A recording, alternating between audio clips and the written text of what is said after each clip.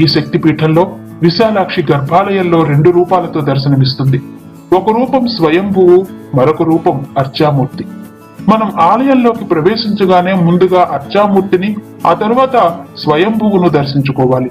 పసుపు కుంకుమలతో ప్రకాశిస్తూ పుష్పమాలాలంకృతురాలైన ఆమెను మనసారా పూజిస్తే కోరిన కోరికలు తప్పక నెరవేరుతాయన్నది భక్తుల నమ్మకం. ఆది దంపతులు స్వయంగా వెలసిన అరుదైన క్షేత్రాల్లో ఇది కూడా ఒకటి. యావత్ విశ్వంలో సాక్షాత్తు పరమేశ్వరుని సృష్టిగా వారణాసిని చెప్తారు. ఆ లయకారకుడైన శివుడే ఈ నగరాన్ని నెలకొల్పినట్టు పురాణాలు చెప్తున్నాయి. ఎన్నో వేల సంవత్సరాల నుంచి కాశీక్షేత్రంలో జనజీవితం విరాజిల్లుతోంది. పగలు రాత్రి అని తేడా లేకుండా ప్రతినిత్యం వేలాది మంది యాత్రికులతో సందడిగా ఉంటుంది ఈ కాశీ పుణ్యక్షేత్రం. 12 జ్యోతిర్లింగాలలో ఒకటైన విశ్వనాథ క్షేత్రంగా, విశాలాక్షి వెలిసిన పవిత్ర భూమిగా, అన్నపూర్ణ నేలగా, అమ్మవారి